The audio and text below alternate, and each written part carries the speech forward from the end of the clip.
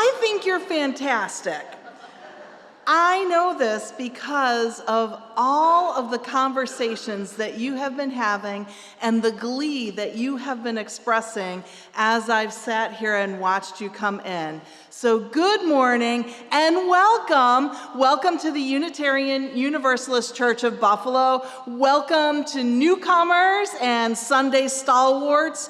If this is your first time or your 5,000th time, you are welcome here with us today. In this church, we believe that the blessings that you bring with you today make us greater, and you are welcome with whole hearts. So thank you for joining with us today. My name is Julie Taylor, and I'm a worship associate with this church, and I will be supporting our amazing interim minister, Reverend Cathy Harrington. Look at that applause. I told you everybody's excited.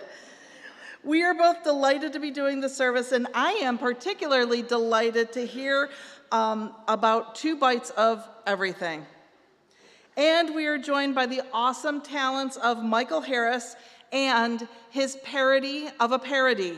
How you is that? And James Burgess will be on the piano today, so thank you, James.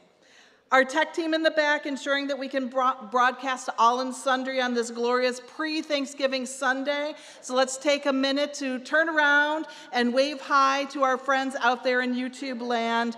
We love you too, and we all acknowledge that we are blessed to be here together and acknowledge that the land upon which this church stands rests upon the traditional territory of the Haudenosaunee people, the original nations of this land, who continue to call for justice and self-determination. In these times, it is particularly important to acknowledge and support the vulnerable, amplify the voices of each other, and stand on the side of love and justice. And remember, COVID's still a thing, so make sure you're up to date on your vaxes if you can get vaxxed, and wear a mask to help our immunocompromised friends and everything so that we can all participate together. May we all find our way to health and wellness in this upcoming season of flu-ness. Blech. I got 2 announcements today. The first is that next week at noon, Cathy's going to be hosting a meeting on what does love do now to reflect upon the recent events of this last month and brainstorming. All are welcome to attend that. That's next Sunday after service. But guess what? Let's talk about this Sunday after service. What's going on this Sunday after service? Potluck. It's a Thanksgiving-themed potluck. All are invited to attend. I have to admit, I snuck into the kitchen to put a dirty dish in there, and I saw pumpkin pie. I also saw turkey and all of the stuffing and green beans and all kinds of good stuff. So please stay after service and participate with our welcoming Thanksgiving celebration with us today. That is it for my announcements. I even checked with Martha Malkowitz, who was silent today. That is unusual, to say the least. And so let's get down to the true spiritual business of this church and connecting with each other. So let's take a few moments to greet our neighbors, say hi to people, even if you're just waving from across the land. All is good and wonderful in this church.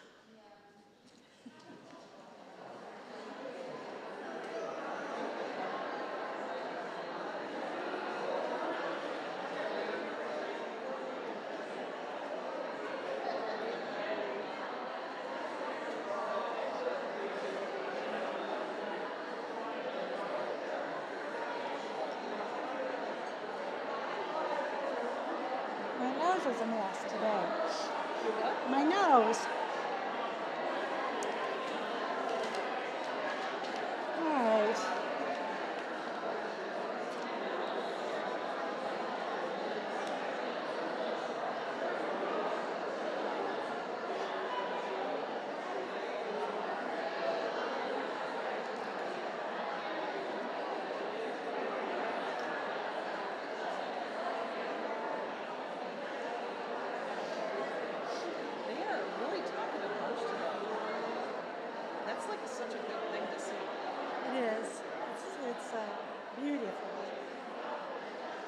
just break them up.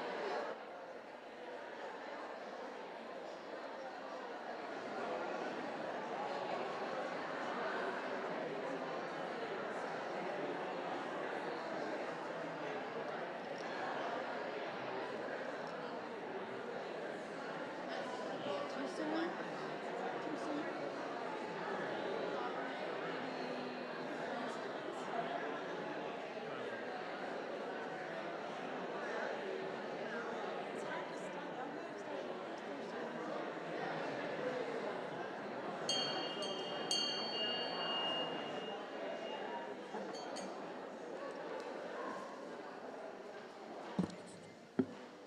That was a joyful noise.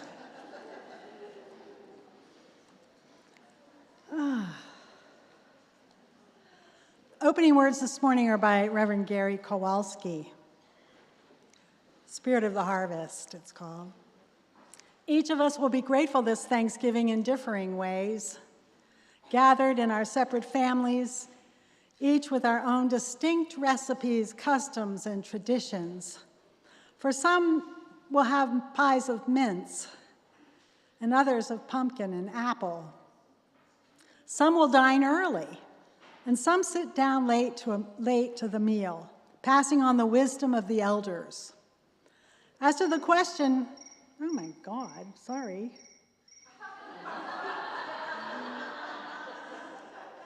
Wow. You should tell the minister to silence her cell phone.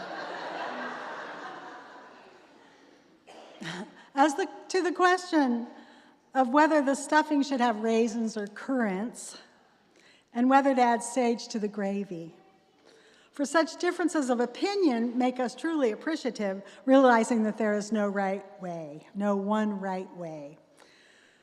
To celebrate the gifts of life, there is no one right way to celebrate the gifts of life, so there is no wrong way to share in love or fellowship.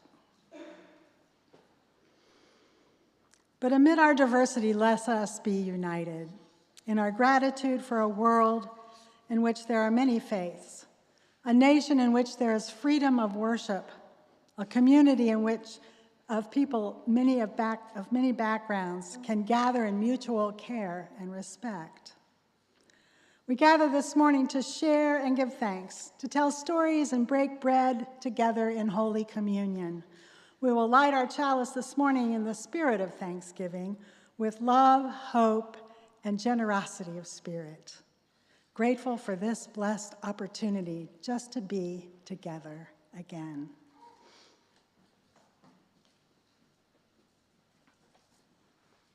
Please rise if you are willing and able, and join with me in reciting the chalice lighting words in your order of service. We gather in loving community, inspiring one another to transform ourselves to create a more just and compassionate world. Now let's sing hymn number 1010 in our teal hymnals, We Give Thanks.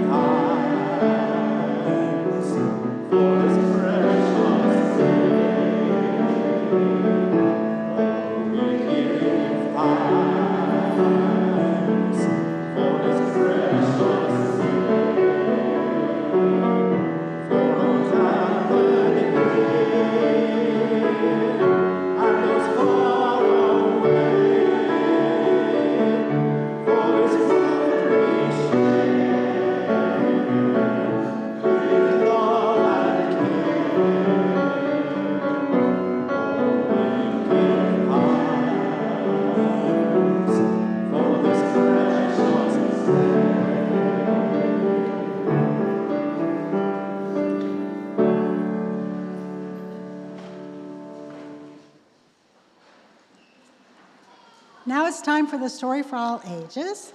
The young people and children and young at heart like to come forward for their story because I'm going to have some questions afterwards that I would love to hear your opinions.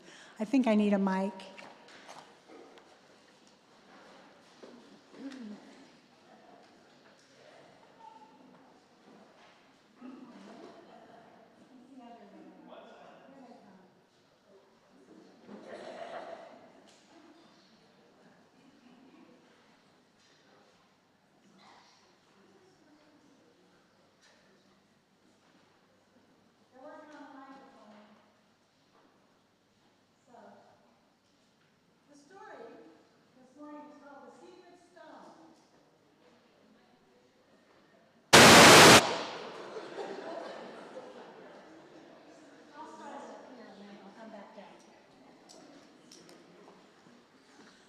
The Secret Stone by Jill Lawfer and Kathleen Roberts, illustrated by Penny Anderson. Test.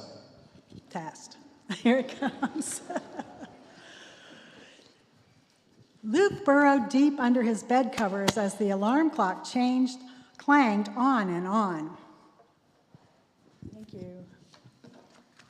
He did not like mornings.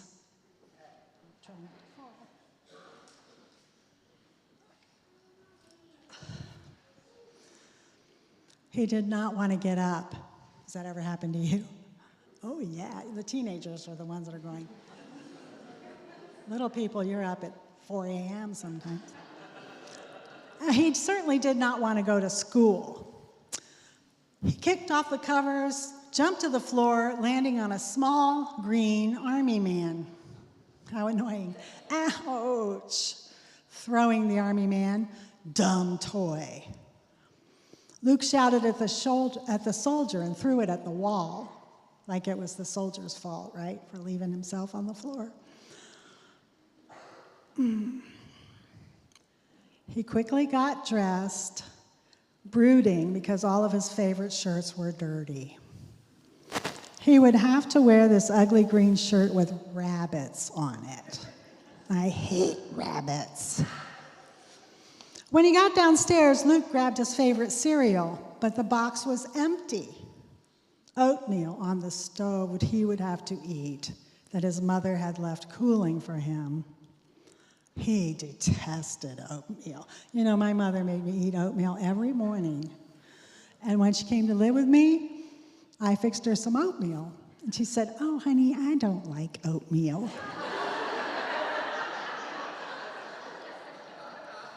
I was stunned. I never forgave her for that.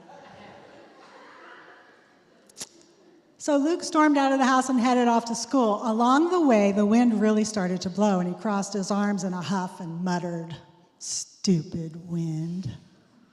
When Luke got to school, the kids were mean, and the teacher yelled at him for no good reason. He missed 9 out of 10 of words on his spelling test because he hated spelling. Walking home, Luke's anger grew inside him as he thought about his terrible day. Why do bad things keep happening to me? Luke wondered. A black cloud loomed over his head as Luke kicked a stone in front of him. He picked it up to throw it when he noticed how sparkly and colorful the stone was. It felt cool and smooth. He rolled the stone over and over in his hand, and this made him feel a little bit better. Running home, he got into his driveway and he spotted his grandfather standing on the front porch. "Papa!" Luke ran and leapt into his grandfather's big, strong arms. Papa always reminded Luke of a grizzly bear because of his scruffy beard and big, deep voice. "Hey there, sport. How's the best boy in the world?" Luke looked up into his papa's big, soft eyes. "Not so good. Nothing is going right. I did find something that made me feel a little bit better, though." As they sat down on the porch together, Luke placed the stone gently in Papa's hand, and Grandfather rolled it over and over in his hand. Its smooth, cool surface reminded him of something important, something from a long time ago. I had a stone when I was a young boy. My father gave it to me when I was about your age. I called it my secret stone. It was a stone that helped me remember all the things I was grateful for. And it reminded me to say thank you for the wonderful things in my life. Luke looked down, and a sad look came over his face. Well, what if I don't have anything to be grateful for? When you focus on the bad, that is all you will see. The good news is that you have another choice. It turns out that when you look for the good in your life, it always shows up. Every night before I went to sleep, I would hold the stone and name all of my family and friends I was grateful for. And then I would think of other things I was thankful for: my house, my bike, my dog, my house in the country. My father said that wonderful things kept coming to me because I appreciated all that I had. I opened my eyes to all of the good in my life and took time to be grateful. Doing those simple things attracted more good things to me, just like a magnet. Lute sat quietly for a moment, and he reached for the stone and placed it in his hand. Suddenly, a good thought popped into his head. Papa, I thought of something I'm thankful for. It's you. His grandfather smiled and looked thoughtfully at Luke. You are starting to discover what my father used to call an attitude of gratitude. Thanks, Papa. Luke jumped up, raced upstairs, and placed his secret stone on the table beside his bed. That night, a flood of happy thoughts rushed into his head. He thought about the good things in his life, things that he was thankful for. And as he did, to his amazement, his head was filled with more and more positive thoughts. With a smile across his face and peace in his heart, Luke drifted off to sleep. And that night, he dreamt the most beautiful dreams. And that's the end. And the beginning for Luke, right? It transformed his life. So, tell me, what was your favorite part or your least favorite part? Oops, did I say that?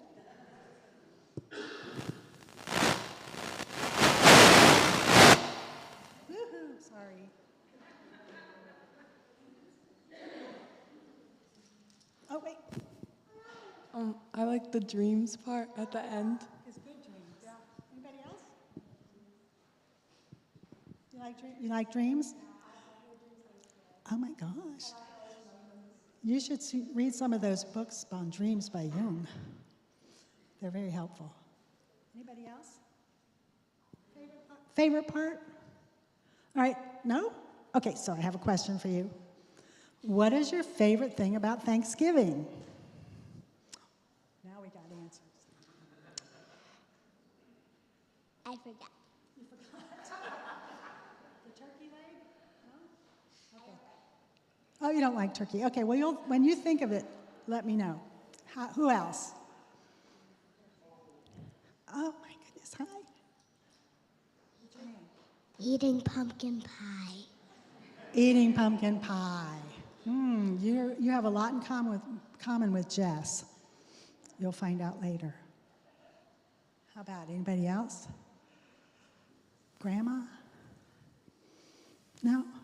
So I asked the congregation to send me stories about Thanksgiving, and nobody did. So I have to conclude that either you don't read the e-blast or the extra email that we sent twice, or you have like some memories that you would rather not anybody else know about.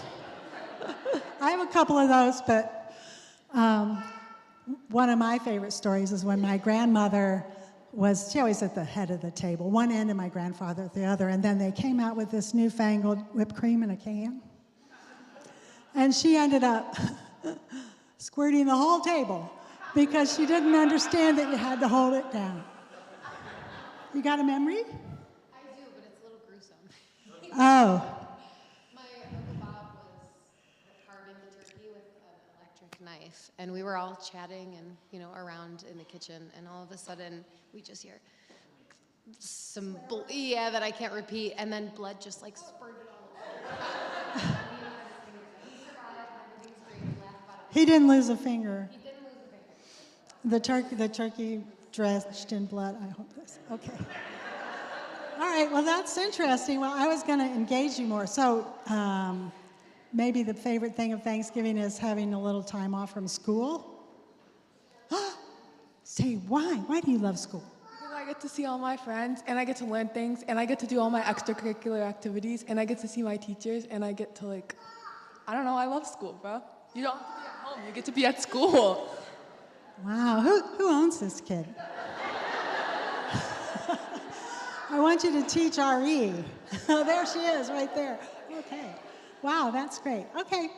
So thank you so much for listening. If nobody has anything else to add, we'll go on with the sermon, 2 bites of everything and the rest of the service. Thank you for listening and taking part.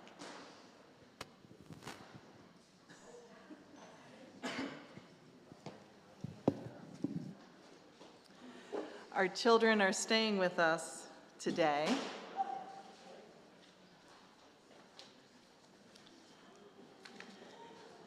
And I have to say, Cathy, that I think that one of the things that I love best about Thanksgiving is that I finally have the privilege to having a 4-day weekend. And I am very blessed to not have to go to work for 4 consecutive days. I love that. Cathy gets no days off.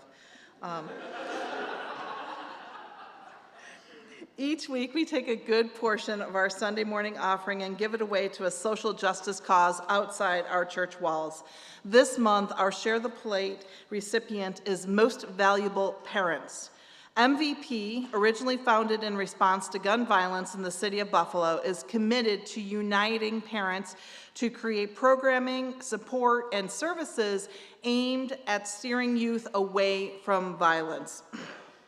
You can make a donation in several ways, and you hear this every week, but I'll tell you again: cash or check in the plate, or check in the mail, electronic payment now, or through our website, buffalouu.org, or recurring electronic payment through your own bank or through our website. You all know this, so you know the drill and everything like that. But we really appreciate the generosity that happens in this congregation. And thank you for sharing with us, because this is what allows us to gather together and live into our core values. So thank you, and let's give generously as we listen to Michael's parody. When I was given this assignment to present Al Yankovic's Eat It this morning, I was thinking, boy, that's Weird Al's property. What could I possibly do with that? And then I thought, let's make it specific to the Thanksgiving Day holiday. And I thought maybe I would do a version in which we look at that stereotypical, approach to overeating at the great Thanksgiving feast. So think of this as a cautionary tale to curb your gustatory enthusiasm.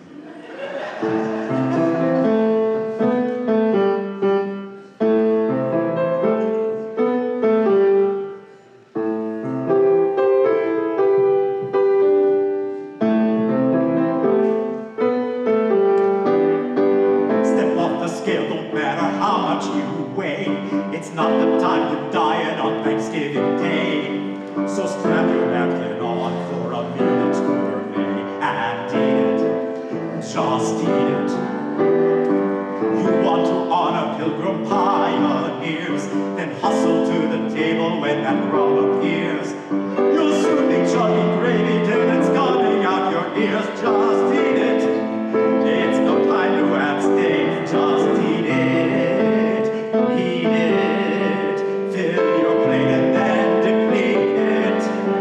Have some more turkey, more pumpkin pie. Gorge yourself silly till you wanna die. Just eat it, eat it. Just eat it, eat it. Just eat it, eat it. Just eat it, eat it. grandma and gramps. Religious thought might put you in opposing camps. Just stuff yourself with stuffing till you get those stomach cramps and eat it.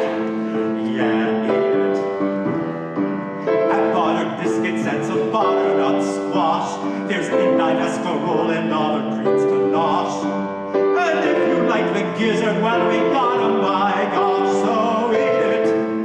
Even though you're in pain, just eat it. Eat it. Feed your face and then repeat it.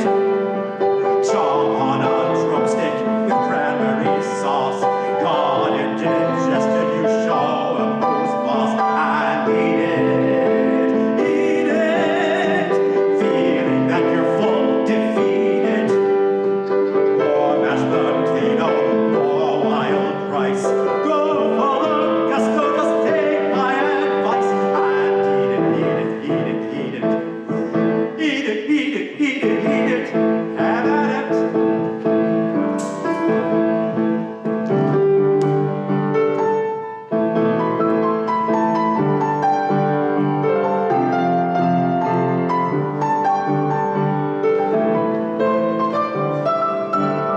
Just eat it.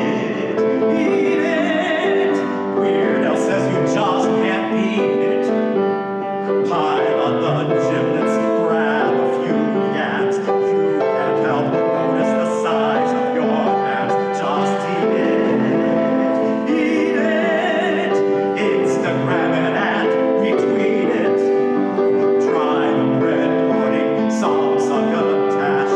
Open your pocket and take home a stash. And eat it. Eat it. Next day you can complete it. Love those leftovers, baby, it's clear.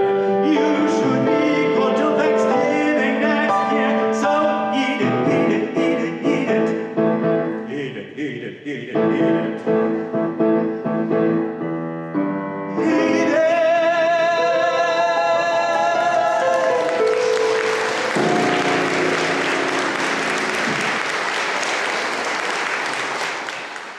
Nowhere in the world where you hear a song like that, but here in Buffalo. So in the center of our service and in the center of our lives, let us pause to honor the silences of the world, open our hearts to the place of quiet, to the silent prayer for the healing of pain and the soft, gentle coming of love. And this morning, let us open our hearts to gratitude. I don't know if you all are familiar with the Reverend Max Coots, who's the minister emeritus of the Canton, New York Church. So you may, if those of you are nodding, you probably know this prayer of thanksgiving, but it's worth sharing for those who don't, and to hear it again. Let us give thanks for generous friends with hearts as big as Hubbard's and smiles as bright as their blossoms, for feisty friends as tart as apples, for continuous friends like scallions and cucumbers keep reminding us we had them, and for crotchety friends as sour as rhubarb and as indestructible, for handsome friends who are as gorgeous as eggplants and as elegant as a row of corn, and the others as plain as potatoes and so good for you, for funny friends who are as silly as Brussels sprouts and as amusing as Jerusalem artichokes, and serious friends as complex as cauliflowers and as intricate as onions, and for friends as unpretentious as cabbages and as subtle as summer squash, as persistent as parsley, as delightful as dill, and endless as zucchini, like parsnips who can be counted on to see you through the long winter, and for old friends nodding like sunflowers in the evening time, and young friends coming on as fast as radishes, for loving friends who wind around as like tendrils and hold us despite our blights, wilts, and witherings. And finally, for those friends now gone, like gardens past, that have been harvested, but who fed us in their times that we might have life thereafter. And for all of these, Let us give thanks. Amen. Let's see, we have a birthday. I don't know what I did with that. Happy birthday to Caitlin's nephew. Yell out his name. I dropped your paper. What's yours? Did you say? Nathan. Happy birthday to Nathan. And now let us fill this sacred space with the names of loved ones we hold close in our hearts this morning, some suffering and sorrow and others celebrating in joy. Each name a breath, each breath a prayer.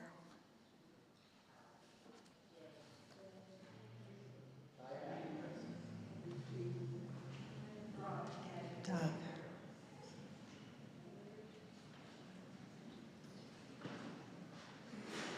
May they feel our embrace. The breath of nature is upon us, the spirit of life is within us, and the community of love is around us. So be it, blessed be, and let the church say, Amen.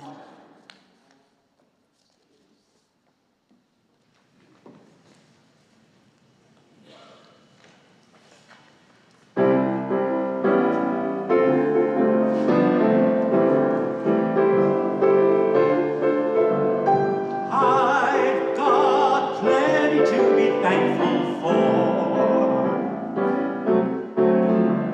I haven't got a great big yacht to sail from shore to shore. Still, I've got plenty to be thankful for. I've got plenty to be thankful for. No private car, no caviar, no carpet on my floor. Still, I've got plenty to be thankful for. I've got eyes to see with, ears to hear with, arms to hug with, lips to kiss with, someone to adore. How could anybody ask for more? My needs are small, I buy them all at the 5 and 10 cent store. Oh, I've got plenty to be thankful for. I've got plenty to be thankful for, plenty to be thankful for. I haven't got a great big yacht to sail from shore to shore. Still, I've got plenty to be thankful for. I've got plenty to be thankful for. My God, I'm thankful. No private car, no caviar, no carpet on my floor. Still, I've got plenty to be thankful for. I've got eyes to see with, ears to hear with, arms to hug with, lips to kiss with, someone to adore. So tell me, how could anybody ask for more? My needs are small, I buy them all at the general dollar store. Oh, I've got plenty to be thankful for.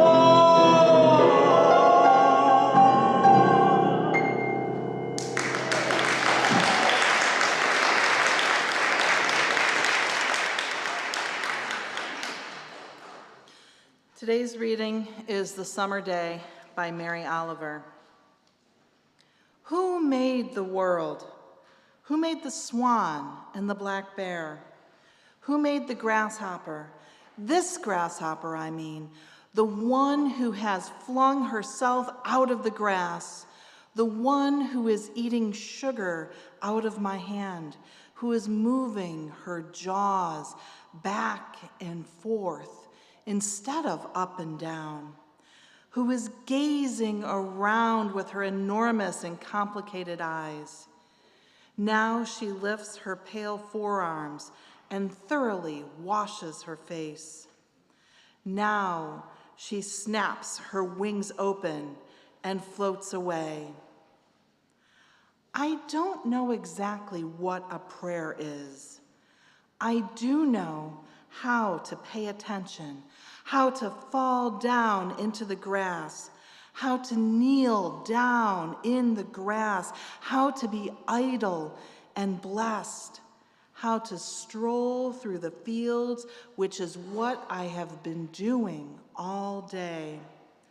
Tell me, what should I have done? Doesn't everything die at last and too soon? Tell me, what is it you plan to do with your one wild and precious life?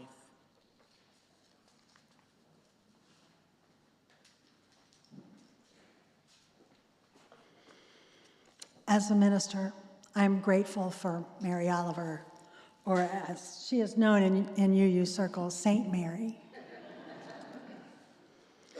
So our memories do come back. We recycle those experiences in our memory, and they can bring us joy and thanks. My memories of Thanksgiving as a child are at my grandparents' house and the big family reunion, aunts and uncles and lots of cousins. To this day, I still have to resist the urge to put black olives on all of my fingers. Did anybody else do that? Oh my God, yes. That's what olives are for, right? My grandmother was an elegant lady, and she was a wonderful cook, and she went to a lot of trouble to dress the table beautiful with her china and crystal and silver. I mean, it was elegant. We had lots of food. Oh, there was so much food. But my favorite memory, sorry, Grammy, was my grandfather, an Scotch-Irish, silver-haired gentleman with a magnificent mustache, and he was an outrageous character. He used to come up with make up his own words, like my favorite one was reprovert, which is a combination between reprobate and pervert, reprovert. He was pretty funny, and he loved nothing more than to make his grandchildren, but he had 6 granddaughters around the table, giggle. He loved to hear us giggle. And he would sit at the head of the table with this lace tablecloth and all of this beautiful bounty and take out his false teeth just to hear us laugh. And my grandmother would look over her glasses and she'd go, Wilbur. There are lots of memories I could share. There are lots of food memories, like of my own on my farm, fixing Thanksgiving dinner and making apple butter in the fall when I made caramelized apple butter and stirred the boiling apple butter with my new 3 for $1 Winn-Dixie plastic spoons.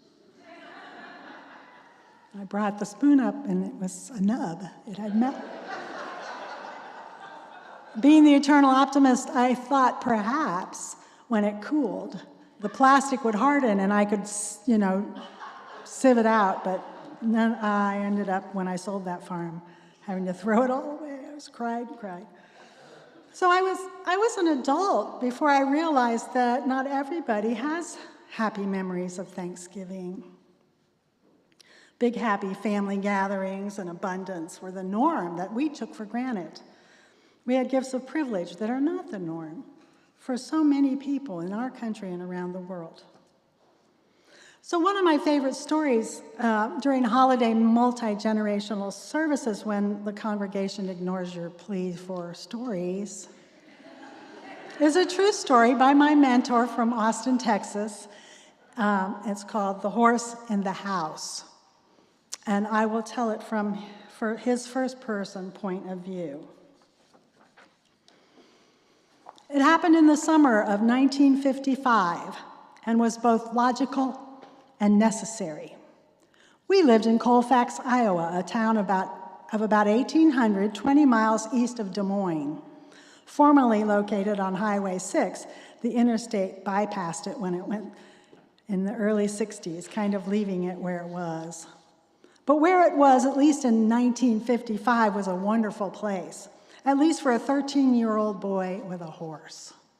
My younger brother also had a horse named Spooky. Spooky was white and hot-tempered, at least to me, though my brother seemed to get along with him.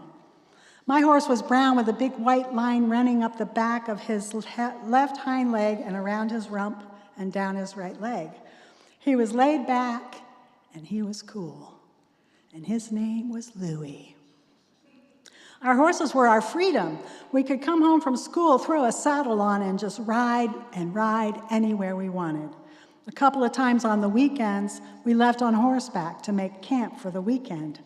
And I had a Marlin lever action .22 caliber rifle and a saddle holster, just like I knew all the real cowboys had. We'd make camp, cut down some saplings or cut branches, and make a corral that straddled the small creek so the horses wouldn't wander off. I skipped the part about hunting big game, squirrels. Okay. Says I don't like it when people shoot squirrels. So anyway, when they finally would go to sleep, they'd use their saddles as pillows like they do in the cowboy movies. I don't think cowboys use saddles as pillows. It was very uncomfortable. And when my brother Peter and I were 13 and 10, our horses were our best friends. We fed them, cleaned their stable in the barn, and rode them around the fenced pasture next to the house almost every day. I had a paper route that went from downtown straight out Main Street about 2 miles, so right past our house. Every day, summer and winter, I'd get into the house, saddle up Louie, and we'd finish the route together. We were close. My brother Peter and I used to like to give horses sugar cubes, which they gobbled right out of our hands almost too eagerly. That was until the vet said the sugar cubes would rot their teeth. And we shouldn't do it anymore. Bummer. They liked carrots and apples fine, but they also had a sweet tooth, and we understood. So we were looking for a loophole, the no sugar cube deal. I think we found it by chance one morning when my brother didn't want to finish his grape juice because it was too sweet. The words hit like a revelation straight from the gods, or at least the god Poseidon, who was also fond of horses. So after our mother left for the day, we poured some grape juice in the dog bowls on the rickety back porch. The horses loved it, but there was an unexpected bonus that even made it better. The grape juice made their noses and their tongues purple. Now that was cool. Horses with purple tongue, and in Spooky's case, a purple nose.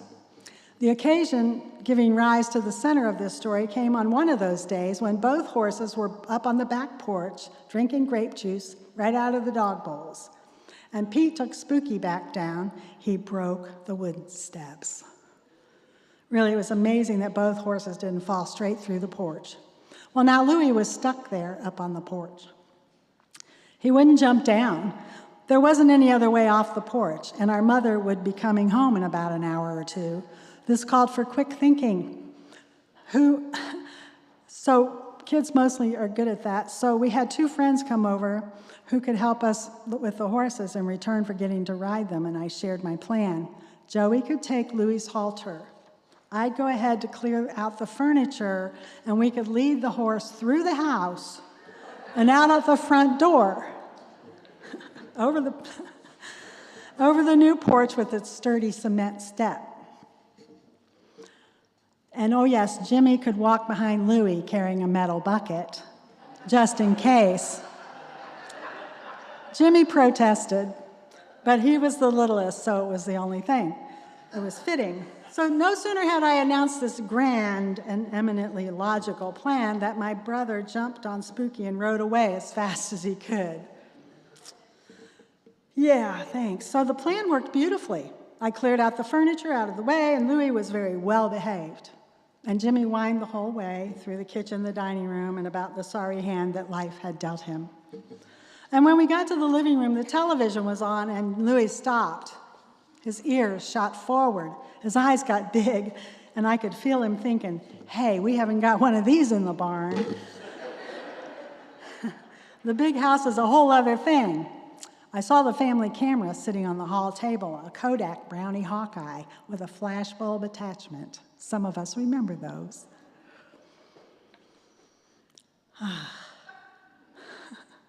I quickly took a picture of this scene. But I wasn't as quick as Jimmy. When he saw me going for the camera, he walked up behind the horse's shoulders and set the bucket down. This was not good timing. It was not good timing because when the flashbulb popped, it startled Louie, and Louie pooped on the rug. I yelled at Jimmy. His duties had been made very clear, but he snapped back petulantly. I thought, I am not going down in history holding a bucket behind a horse's butt. It was a good point, well taken. So there was the poop. We took Louie out the front, but it wasn't going to be that simple. There was a stain. Not dramatic, but noticeable. I went to the kitchen and looked under the sink where wondrous and mysterious chemicals are kept. And there was a big bottle of Glamarine rug cleaner. It was, I'm quite sure, the only time in my life I ever saw or used this product, but its name is stamped in my mind forevermore. Luckily, I had a bucket, and of course it had been used in the first place. If it had been used in the first place, I wouldn't have had to have it in the second place. I filled the bucket with water, dumped in a lot of Glamarine, and got a brush and scrubbed. Glamarine rug cleaner is truly amazing. Unfortunately, there was now a large wet spot, a couple feet across, which was even more noticeable than the original stain. My mother had never been accused of being a good housekeeper. Though this was the first time I saw that as a good thing. I throw a rug from the other side of the room over the wet spot. She never noticed it, and neither did my father. And Peter knew better than to say a single word. So, during the day, I'd take the rug off and cover it again before my mother got home so that it could dry. It looked like its scruffy old self again by then, time it dried. I put it back where it belonged, and both of my parents suddenly noticed it had been moved. But I assured them it had always mostly been there. In short, I pulled off the caper of the century. I got away with bringing Louie through the house, even though he had had that little accident in the living room. And in the days to come, both my brother and I would laugh about it while we were out riding. Certain kinds of things kids live for. It was, I don't know, 2 or 3 weeks later, a long time later, I came home from some serious playing, and no sooner had I shut the screen door when I heard the mother voice shouting, "Howie, come in here." Davidson's name is Howard, but he goes by Davidson. "Howie, come in here." And every kid knows that voice, and every kid knows what it means. I stood paralyzed by the front door, wondering not what I'd done, but what anyone could possibly have told her about that. Nothing. There was nothing. I'd been quite good, or I left no evidence. I was sure of it. I went into the kitchen, and every kid knows what comes next. With my most innocent look, I said, "Yes, Mother." She was not a happy woman. "What do you mean, bringing that horse into the house?" This took really quick thinking. How could she possibly know about that? It didn't seem likely. Pete wouldn't dare tell, and Jimmy and Joey knew if they blabbed, they'd lose their tickets for free horse rides. And Louie didn't talk, so that's it. She couldn't know. So again, with the innocent look, I said, "What horse?" So the next line was the voice of damnation and doom. I just got the pictures back from Walgreens.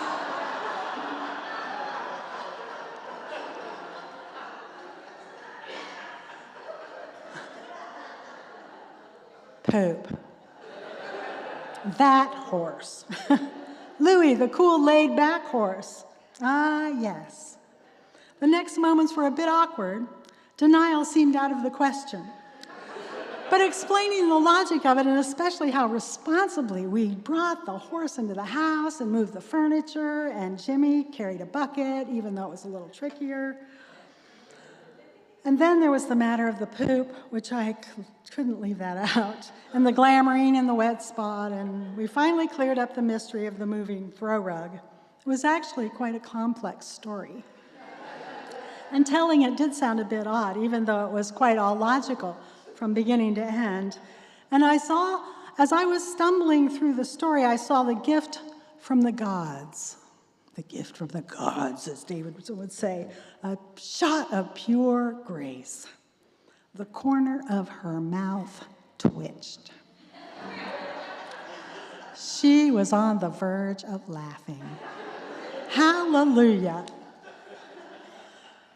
Again, every kid would know what move to make next. What's the matter, Mom? Are you gonna laugh? It's pretty funny, isn't it? Huh? Isn't it? Her expression was one of those that should have been filmed. She needed to be serious. It was still a serious parent time, but she could barely keep it in. Finally, she blurted out, I have no idea what to say to you. I would feel ridiculous saying, don't bring that horse into the house again.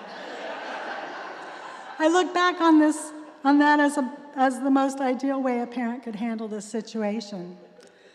Not that more than like 1 in a million parents will ever have to face that situation. As for the back steps, they were rebuilt, but I don't remember anything about it. Maybe Pete and I had our allowances docked to help pay the carpenter. I don't think so. I think my family absorbed Louie's big day as one of those memories we always try to make.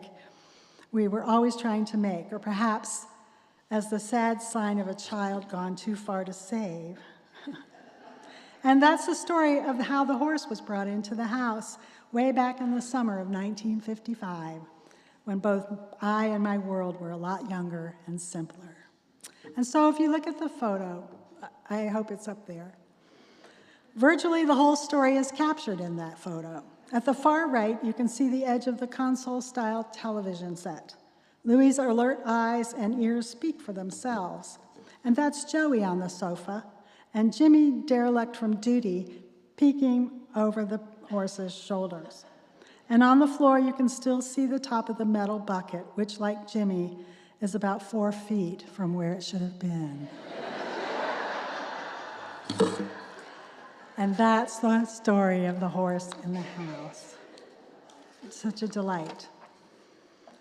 So, to try and bring this back to gratitude again, the 13th century German theologian and mystic and philosopher Meister Eckhart, who was tried by the Catholic Inquisition for heresy because he encouraged his followers to focus on the soul's inner work rather than conforming to religious rules. He would fit right in here, wouldn't he?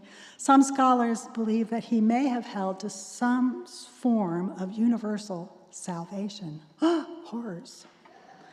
Eckhart said, and this is a very important quote that ministers use all the time, if the only prayer we said was thanks, it would be enough. Just thanks. And at the heart of Mary Oliver's poem, The Summer Day, is the provocative question. Tell me what it is you plan to do with your one wild and precious life. What makes for a day well lived? St. Mary reminds us to be idle and blessed, to recognize that while being productive can be at the expense of well-being. It's hard to stop when we get so driven. Remember St. Mary, who reminds us to pause in our days for moments of paying attention and being intentional to witness the beauty and awe of nature and life itself, and just say thanks. May we all be filled with thanks this Thanksgiving and each and every day forward, pausing to remember, to ponder, and to praise. May it be so. Amen. All right, what's next? Sing. Let's sing.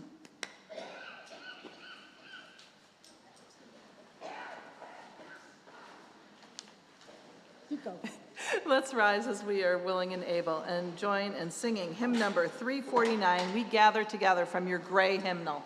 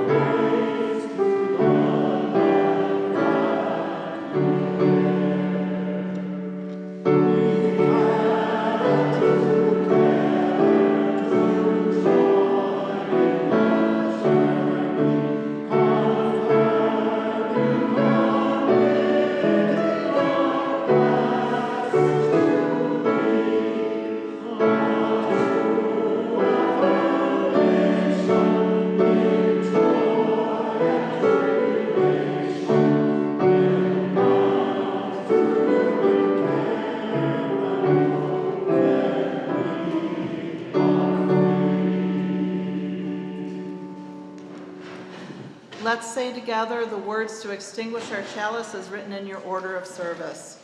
As we extinguish the flame of this chalice, may we carry its light with us into the world in the power of peace, faith, justice, and love. Let us go out into the world singing. Songs that turn ashes into garlands. Songs that bind up the afflicted and those who mourn. Songs that, like oaks, have roots that go deep and stand strong. Let us go out into the world singing. We know these songs. They vibrate through time in our very souls. They are the songs that give us life. They are the songs that give us meaning, and they are the songs that give us purpose. Now it is our turn to take these life-giving songs out into the world. Let us go now, singing these songs with voices deep and strong. And may the world join us in praise and celebration and in love. Amen. May it be so, and blessed be. And don't forget to stay for potluck, even if you didn't bring anything.